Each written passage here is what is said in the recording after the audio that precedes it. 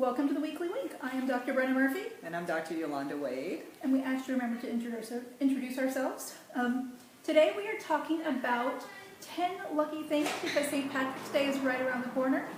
10 lucky green things, and not a single one is kale. Not even a single one is a dark leafy green other than kale. So, for once, we're not going to talk about the non-salad salad. We're not going to do kale. And we're not doing broccoli either, so good news. Although, kind of, sort of, maybe it will come up.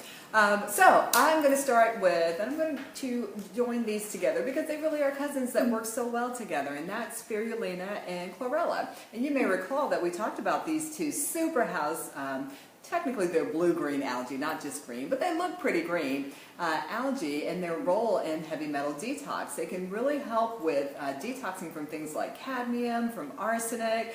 So they're really powerful in terms of their detox abilities, but they're also really good sources of protein. They also provide some B vitamins, and those little algae, which you can take in a capsule. You don't have to actually chew the algae if you're thinking, oh, I'm going to eat seaweed for St. Patty's Day. No, it comes in capsule form, it comes in powder form, but does a really, really good job of helping, especially if you're doing things that maybe you shouldn't be doing too much of on St. Patrick's Day. Maybe you need some spirulina and chlorella to balance it out. All right, and so the next, number 2, is avocado, our favorite fruit that we eat as a vegetable. Avocados are really, really good for your heart and actually diabetes. So, one avocado a day was actually shown to lower your bad cholesterol, LDL, and we know avocado actually also increases HDL. And then all that really good fiber in avocado both makes you feel full longer, so good for weight, but also helps balance your blood sugar. So go with avocado, maybe on Cinco de Mayo, which is also not too far away, but do some Cinco de Mayo on St. Patrick's. Yes, love that Cinco de Mayo. All right, okay, so I wouldn't talk about broccoli, but what about broccoli sprouts? Broccoli sprouts, which taste nothing like broccoli, by the way, they actually kind of have more of a peppery, radishy kind of a taste. But broccoli sprouts are such a powerful nutritional product to include in your rotations. Back in the early 90s, they started to get super, super popular when Johns Hopkins did a study that showed that when chewed, that's the important piece, right? So when you chew it, you help to release, ultimately, sulforaphanes. And that's just a really, really big word that means a compound that helps with decreasing cancer activation. Like, that's crazy, right? So broccoli sprouts can do a really powerful job of not just providing you power for binding toxins, but also may have some cancer prevention properties. And you can just kind of buy them, in a little plastic bin and munch on the broccoli sprouts over the course of the day. They're a little bit radishy, but they look like clovers. All right, and then I'm also going to do a pair of basil and mint, 2 of our favorite herbs. So both of these work similarly in that it's the essential oil. It's the smelly, wonderful part of the plant that's really that powerful, potent, medicinal part of the plant. And we're talking here about culinary basil. There are herbal medicinal basils that also have great properties, but just your standard culinary, I'm going to eat it basil, is really potent or high in antioxidants, which makes it anti-cancer. It helps with joint inflammation. And even as an antibacterial. And then mint also helps with digestion. Again, antioxidant, high in antioxidants.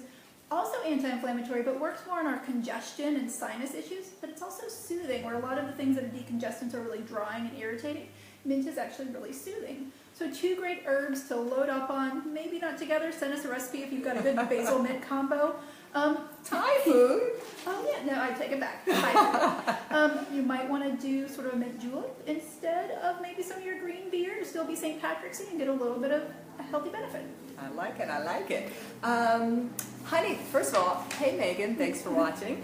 Honeydew melon, that's our next green that's up. And you could do that, kind of munching it in a cut melon kind of way, or mix it into a fun St. Patty's Day drink, I think. But honeydew melon is a really great source of both fiber and fluid. So if you're one of those who tends to not hydrate well anyway, any of the melons in the melon family are really powerhouses for helping you to fill up your hydration tanks. But they're also really great sources of potassium, and we know that potassium in good balance, and especially balance from food,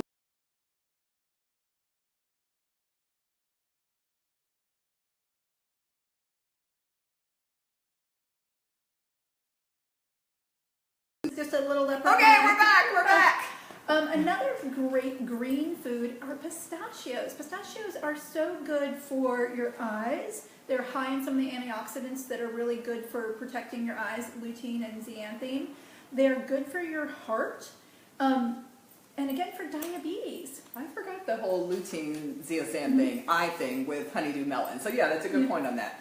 I was frozen on that part. Okay. And one really potent thing about around pistachios and diabetes is pistachios actually stop the sugar damage caused to proteins that make the proteins unuseful, and it's called glycation.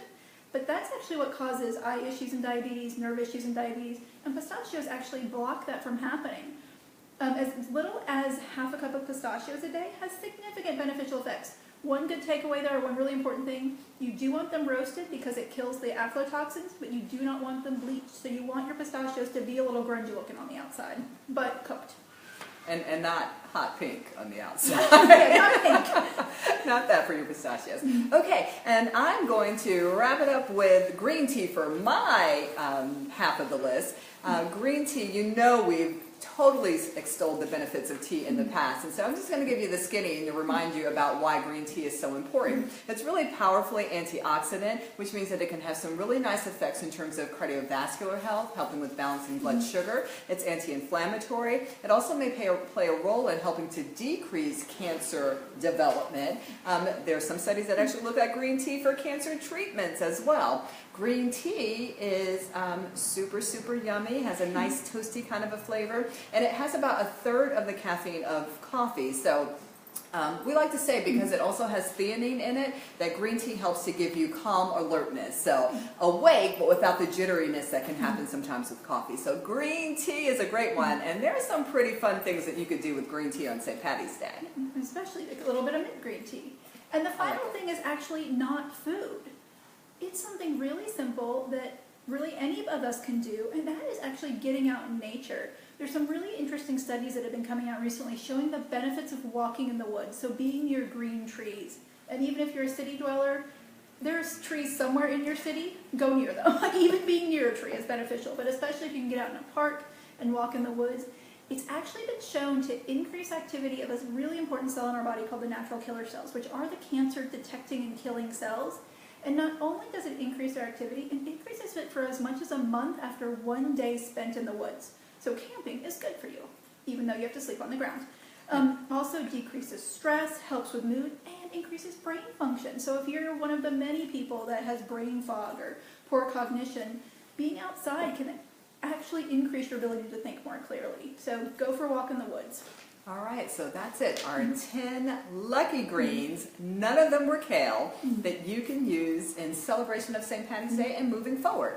Spirulina, chlorella, honeydew melon, broccoli sprouts, and green tea. Basil, mint, pistachios, avocados, and the woods. All right, have fun. Happy See you St. next Patty's week. Day.